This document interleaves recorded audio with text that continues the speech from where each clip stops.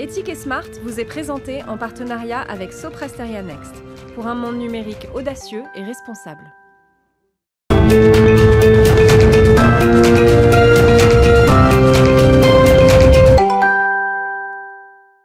Bonjour à toutes et à tous, heureux de vous retrouver pour un nouveau numéro d'Ethic et Smart, numéro exceptionnel puisqu'il est entièrement consacré aux lauréats du prix de l'entreprise éthique, un prix inédit créé par Sopra Steria Next et Public Sénat et dont Bismart est partenaire. 3 catégories, la gouvernance, la relation client et l'innovation, et donc 3 lauréats que l'on va découvrir ensemble, Télécope, Reparseb et Mercialis. Je vais les recevoir dans un instant, mais d'abord on vous explique pourquoi, comment ce prix a été créé.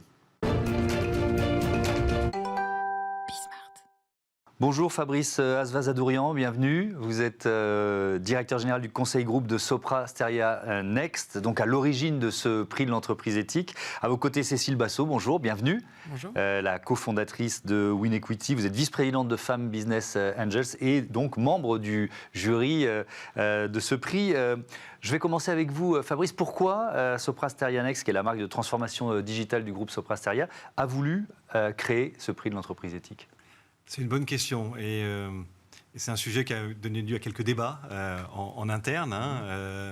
Mais finalement, quand on regarde notre métier c'est d'accompagner nos clients dans leur transformation et dans leur résilience. Et finalement, est-ce que ce n'est pas l'éthique qui est la meilleure façon pour une entreprise de savoir choisir comment se transformer et de choisir comment et de réussir à être résilient même face à l'inconnu? Pour nous, c'est ça l'intérêt de l'importance de l'éthique pour les entreprises, qui est un sujet pas simple. Beaucoup pensent que l'éthique est personnelle et pas collective.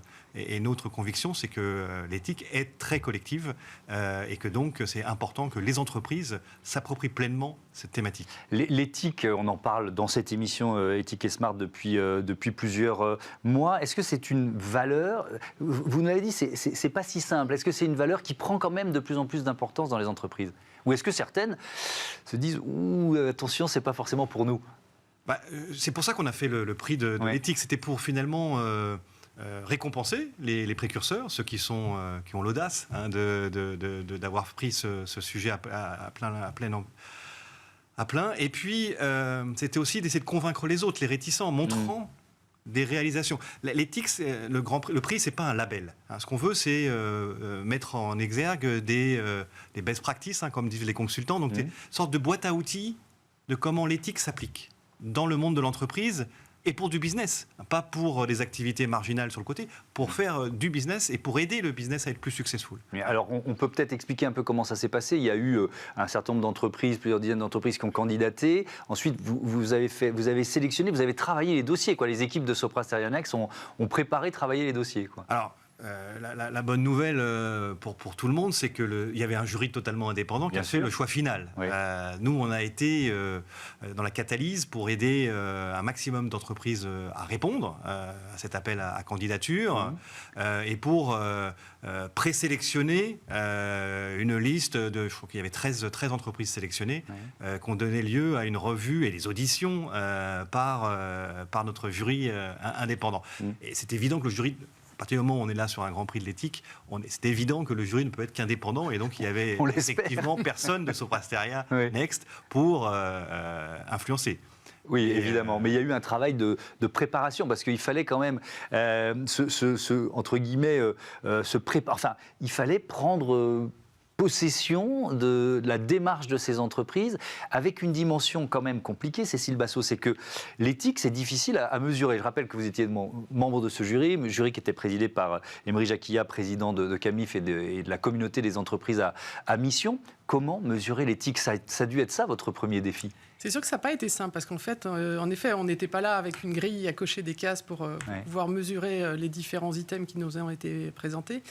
Donc en fait, on s'est attaché, et on a été très bien guidé par le président du jury, on s'est attaché d'abord en amont à la lecture des dossiers, et en effet, les dossiers ont été extrêmement bien préparés par les équipes de Sopra Steria pour nous donner les éléments, mais on s'est attaché pendant les auditions en fait à essayer de comprendre la façon dont la sincérité des démarches qui ont été mises en œuvre était une réalité et la façon dont elle se diffusait dans l'ensemble de l'entreprise.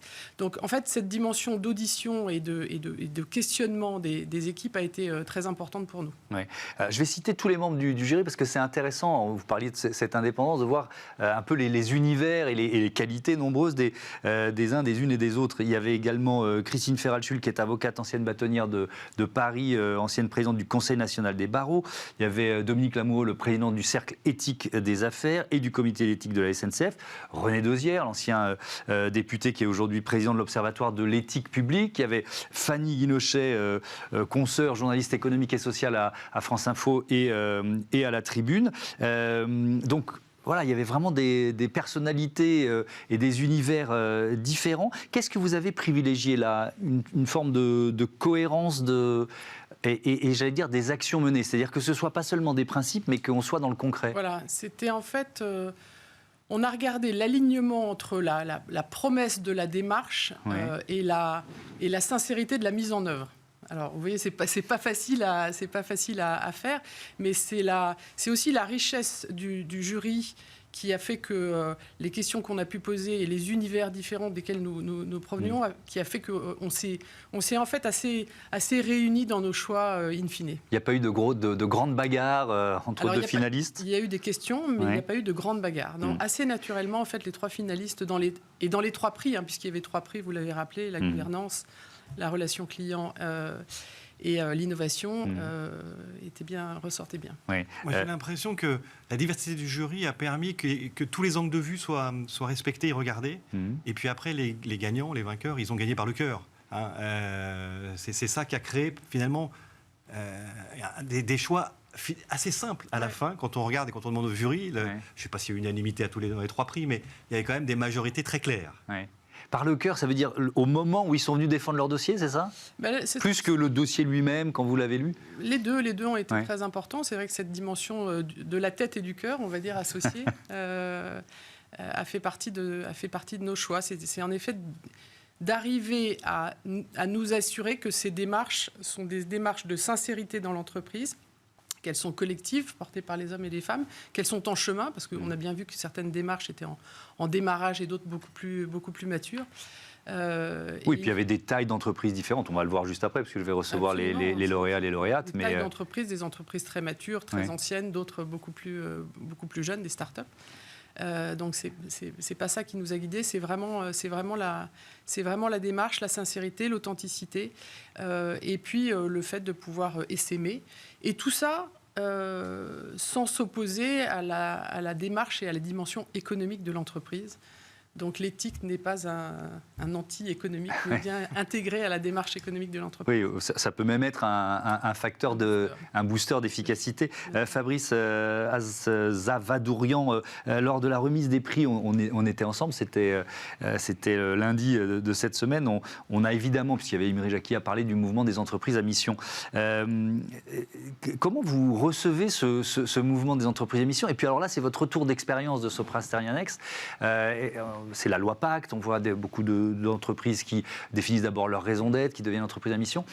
C'est une demande de plus en plus importante à laquelle vous faites face, que vous accompagnez. Comment ça se passe ? Alors, c'est effectivement une thématique qui maintenant est devenue mainstream pour l'ensemble des entreprises. Ce n'est pas quelque chose qui repose que sur des convaincus de la première vague. La loi Pacte, quelque part, l'a ancré dans les obligations des entreprises.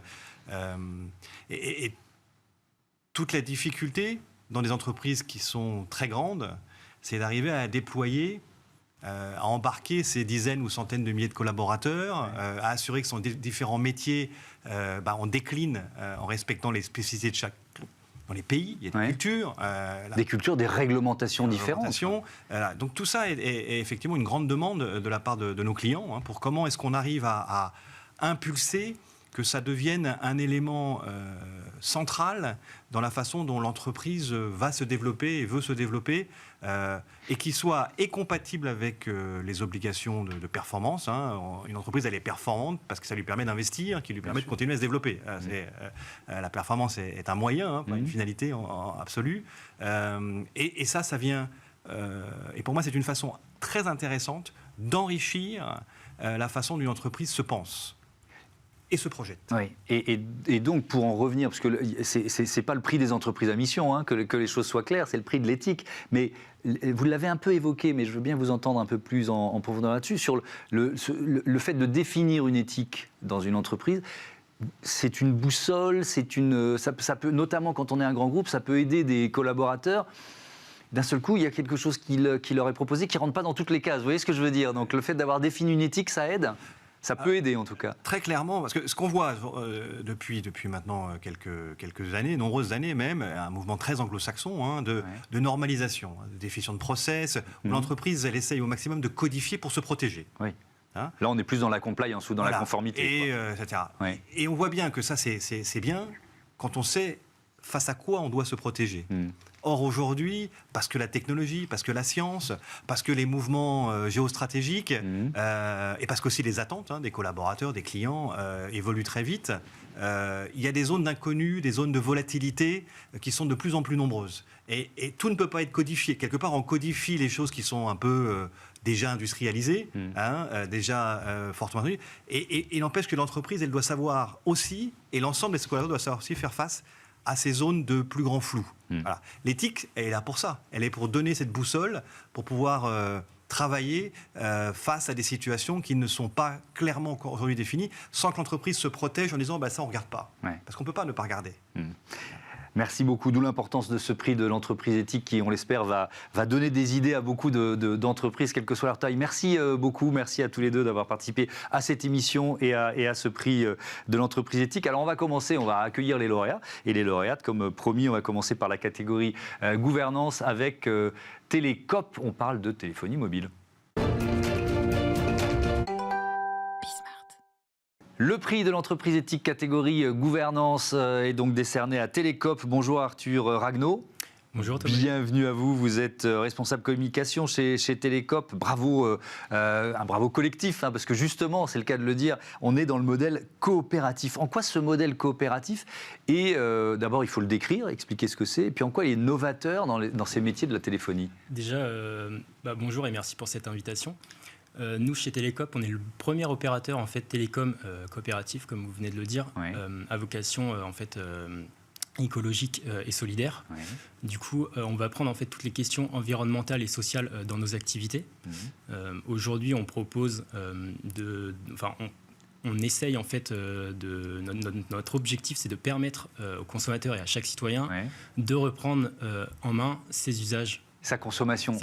C'est savoir exactement combien on consomme, c'est ça? Exactement, en fait, et notamment à travers nos offres, par exemple. Donc, en fait, ça va permettre de se poser des questions sur combien de données mobiles on consomme, parce qu'en ce moment, il y a une personne sur deux, on va dire, qui vient chez nous, qui ne sait pas combien elle consomme exactement. Moi, j'en fais partie, je ne saurais pas vous dire combien je consomme avec mon forfait illimité, parce que c'est un peu l'anti-forfait illimité que vous proposez.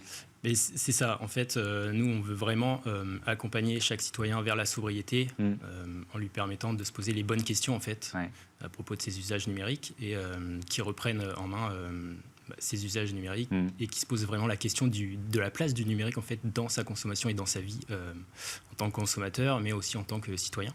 Alors, je reviens au modèle coopératif. Comment ça marche, en quelque sorte? Puisque c'est ce prix que vous avez obtenu, c'est le prix de la gouvernance. Exactement. Donc, en fait... nous sommes une coopérative, donc ça veut dire quoi exactement? Nous, aujourd'hui, Télécop appartient à ses sociétaires. On a exactement 1000 sociétaires, un peu plus de 1000 sociétaires.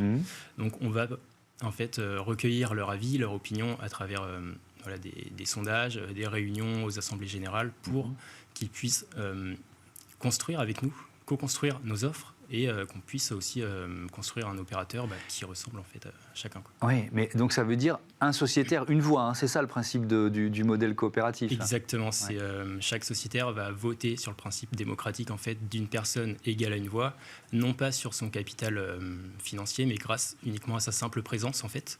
C'est-à-dire que quelqu'un qui a investi, je dis n'importe quoi, 10 € va avoir le même poids, la même voix que quelqu'un qui a investi 20 000 € dans l'entreprise, c'est ça ? Exactement, vous avez bien résumé, c'est tout à fait ça. On donne la parole à tout le monde et c'est comme ça qu'on pense avancer au mieux en tout cas et coller aux exigences de chacun. Est-ce que prendre des décisions à 1000 finalement, c'est plus compliqué ou au contraire c'est plus enrichissant ?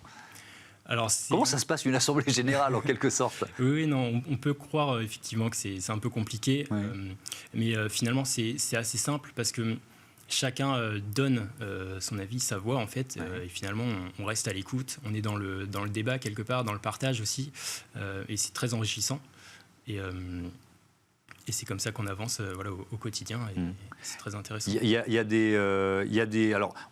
a cette dimension évidemment de gouvernance, vous nous l'avez dit, il y a la dimension environnementale, solidaire. Je reviens sur la dimension environnementale. Donc il y a ce que nous on consomme au plus juste, puis il y a aussi les infrastructures. C'est-à-dire comment ça fonctionne, parce qu'une entreprise de téléphonie mobile, elle peut avoir des infrastructures très lourdes. Comment vous avez trouvé une solution sur cet aspect ? Sur l'aspect des infrastructures, en fait, nous, on est un opérateur virtuel. Du coup, dans le jargon, c'est un MVNO. On n'a pas nos propres infrastructures. Vous vous appuyez sur les infrastructures d'un autre opérateur, c'est ça ? Exactement, on s'appuie sur des infrastructures déjà existantes. Donc, on bénéficie aujourd'hui du premier réseau 4G en France, grâce à ça notamment. C'est Orange, on peut les citer. On peut le citer, effectivement.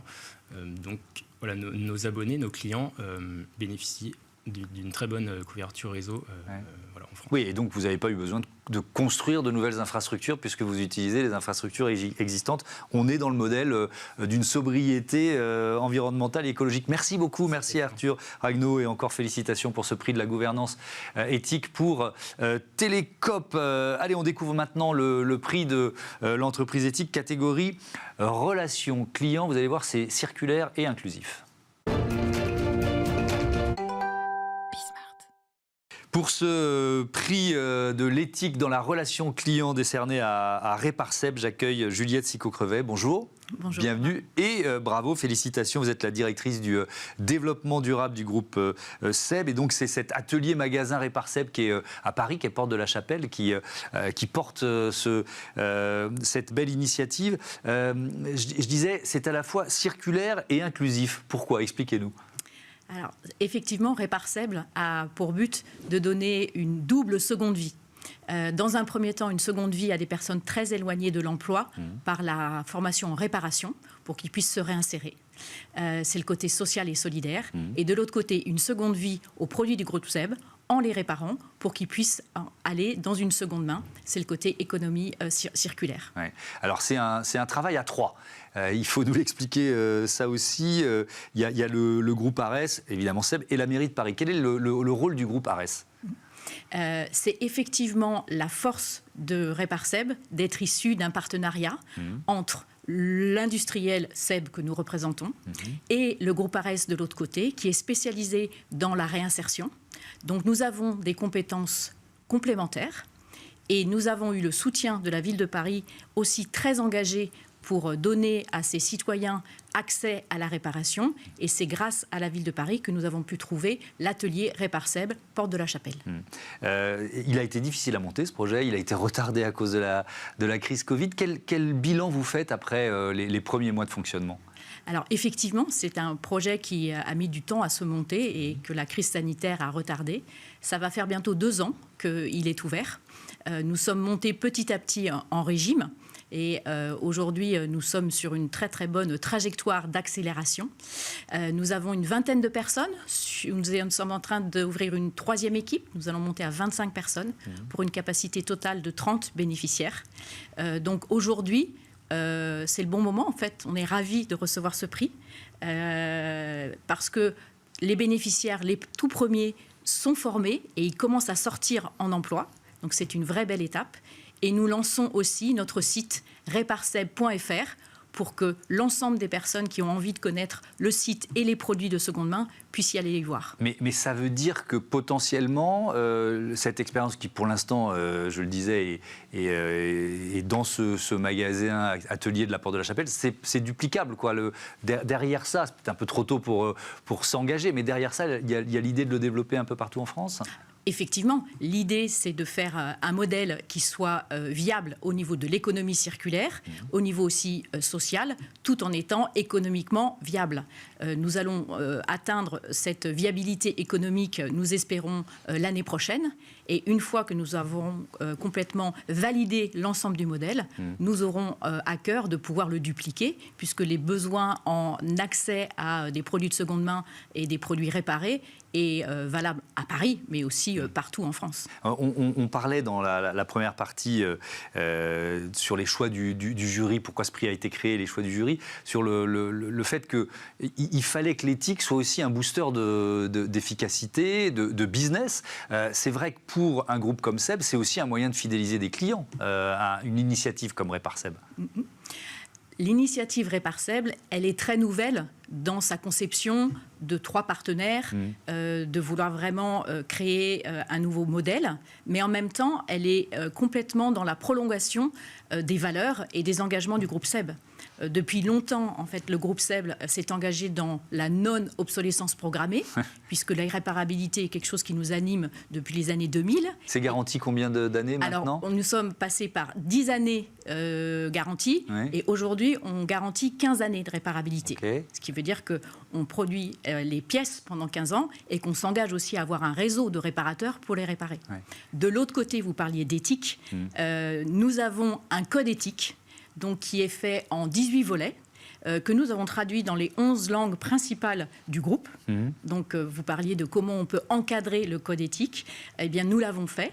C'est une éthique qu'on demande à titre individuel dans un premier temps. Et du coup, tous les collaborateurs du groupe, aujourd'hui, ont été formés à cela. Et tout nouveau collaborateur devra, dans un premier temps, faire en sorte de passer cette formation.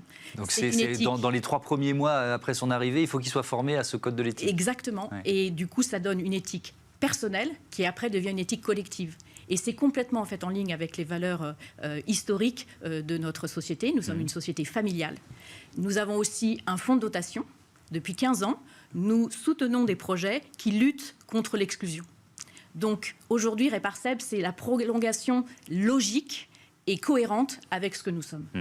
Merci beaucoup Juliette Sicot-Crevet. Bravo encore pour votre prix. À bientôt sur Bismart. On termine ce numéro des tickets Smart avec le prix de l'innovation des centres commerciaux à l'honneur. Le prix de l'entreprise éthique, catégorie innovation pour l'entreprise Mercialis. Bonjour Elisabeth Blaise, bienvenue. Bonjour. Vous êtes la directrice générale déléguée de Mercialis. Vous y êtes notamment en charge de la RSE. Donc c'est pour l'opération J'ouvre mon commerce que vous avez reçu ce prix, partenariat avec Initiative France, qui est le premier réseau associatif de soutien et de financement des entrepreneurs. C'est quoi votre objectif? C'est de dynamiser ces lieux, ces territoires dans lesquels vous êtes implantés? Alors, avant tout, notre objectif principal, c'est que les centres commerciaux qu'on opère répondent aux besoins des habitants des collectivités dans lesquelles on est implanté. Donc, il faut que le mix marchand soit adapté aux besoins, aux revenus de notre zone de chalandise. Donc l'objectif de ce partenariat, ça vise à réimplanter du commerce de proximité dans ces territoires, de démystifier aussi le centre commercial qui est jugé comme n'étant pas à la portée des entrepreneurs. Oui, on a l'impression que c'est que pour les grands groupes. Exactement, ce n'est pas du tout le cas, ouais. et on le prouve. Et aussi continuer à montrer la pertinence de l'immobilier commercial physique, du magasin physique, au niveau social, sociétal, environnemental, dans une époque où on a l'impression que c'est le tout numérique. Parce qu'aujourd'hui, vous êtes, je crois que c'est une 50aine de centres commerciaux, c'est ça? Vous êtes implanté dans des villes plutôt moyennes? Absolument. On est basé sur des villes moyennes depuis la création de l'entreprise. Donc, pour une entreprise cotée, on a montré que l'immobilier commercial, le magasin physique, il marche aussi bien au Puy-en-Velay, à Quimper, à Nîmes, à Mandelieu. dans un secteur où beaucoup de sociétés cotées insistent sur Paris, Madrid, Londres, des grandes capitales. Non, l'immobilier, ça fonctionne aussi dans des villes moyennes. C'est quoi le point commun des entrepreneurs, entrepreneuses, commerçants le plus souvent que vous accompagnez? Leur point commun avant tout, c'est que c'est des gens qui ont la bonne idée au bon endroit. Et ils ont également comme point commun, souvent le fait qu'au moment où ils présentent le projet, c'est des gens qui ne sont pas dans un emploi. 50% n'en sont pas en situation d'emploi. Ce sont des gens qui n'ont pas forcément le réseau professionnel, l'apport financier initial pour monter leur magasin, des compétences très spécifiques pour, auprès d'une banque, monter un plan d'affaires. Donc c'est aussi là-dessus qu'on va les aider. Mais ça veut dire quoi? Ça veut dire qu'ils passent un peu sous les radars des banques? C'est-à-dire que le premier rendez-vous avec une banque, ils ne cochent pas suffisamment de cases et la banque leur dit non. Et le fait d'entrer dans ce processus J'ouvre mon commerce avec Initiative France, qu'est-ce que ça déclenche en fait? Ça déclenche effectivement la structuration du projet avec Initiative France qui va amener au financement. Ensuite, vous avez tout un process où on est dans le groupe de sélection de ces projets pour l'attribution des financements, le montage des projets. Et ensuite, nous, Mercialis, on va leur apporter notre savoir-faire opérationnel et commercial. C'est des gens qui ont une bonne idée, mais qui n'ont pas forcément encore toute la compétence commerciale. Et c'est nos directrices ou nos directeurs de centre, qui sont sur le terrain toute la journée, dans les centres commerciaux, qui vont les aider à mettre en valeur leurs produits. C'est quoi? C'est du coaching, du mentorat en quelque sorte? Oui, en quelque sorte, pour leur montrer comment organiser leur magasin, comment participer aux animations du centre commercial, comment comprendre aussi un loyer, à quelle charge ils vont faire face, utiliser tous les moyens qu'on met à la disposition de tous les commerçants, le programme de fidélité, le marketing physique, le marketing digital. Tout ça, c'est la plateforme de lancement pour qu'ils confrontent leur idée à un vrai client. Si ça fonctionne, ils pourront voler de leurs propres ailes. Mais ça veut dire qu'ils ont, pardon de vous interrompre, ils ont aussi des loyers un peu plus intéressants. Il y a cet engagement de Mercialis, c'est ça? Il y a plusieurs façons de le structurer en fonction des situations. À Brive, par exemple, on a mis gracieusement à disposition ou avec des loyers extrêmement adaptés. Dans d'autres situations, on va vraiment faire un effort au niveau de l'entreprise de mettre à disposition dans des centres qui fonctionnent très bien des lots, des magasins pour leur permettre encore une fois d'accéder à cette rampe de lancement et ensuite d'implanter comme n'importe quel commerçant. C'est, je crois, déjà plus de 2500 projets accompagnés. Ça représente quoi en termes d'emplois créés ou sauvegardés? Oui, c'est 2500 entreprises auxquelles cette initiative va répondre. Il y a à peu près 1300 entreprises de commerce. Oui. Il y a autour de 9400 emplois qui ont été créés ou préservés grâce à tout ce réseau avec Initiative France. Et ce qui est vraiment important, c'est de se dire que 5 ans après la mise en place de ces projets, 90% sont encore en vie. Ouais. Et puis alors je voudrais qu'on termine, il nous reste une grosse minute, sur les services d'intérêt général, parce qu'il y a aussi cette dimension-là dans cet engagement de votre entreprise. Ça veut dire quoi? Quel service vous réintroduisez dans ces lieux? Alors, encore une fois, un centre commercial, il n'est jamais standardisé. Ouais. Donc, on va s'adapter à de quoi les gens ont besoin. Et il peut y avoir des manques au niveau des services, au niveau des infrastructures. Au moment de la crise sanitaire, quand les commerces ont dû fermer, 40% de notre base locative a eu l'autorisation de rester ouvert. Donc, ça vous illustre un peu l'aspect essentiel de cette offre. Mais au-delà de ça, on a ouvert une crèche, on développe des pôles santé, on développe des espaces de cowork. Les salariés, souhaitent télétravailler, mais ils peuvent se sentir isolés. Ces initiatives-là, ça leur permet de recréer, d'avoir accès à du lien social. Et le commerce, avant tout, c'est un acte profondément social. Une lutte contre la désertification aussi, d'une certaine façon. D'une certaine façon, mais encore une fois, ces villes moyennes, elles sont puissantes, elles sont attractives. Nous, on y croit et on y croyait avant même que leurs atouts soient remis en lumière par la crise sanitaire et où elles ont attiré une nouvelle population. Merci beaucoup Elisabeth Blaise et bon vent à cette opération J'ouvre mon commerce. Merci à toutes et à tous. Encore un grand bravo aux lauréates, aux lauréats et aux organisateurs de ce premier prix de l'entreprise éthique, le premier d'une longue série, on l'espère. À très vite sur Bismart. Éthique et Smart vous a été présenté en partenariat avec Sopra Steria Next pour un monde numérique audacieux et responsable.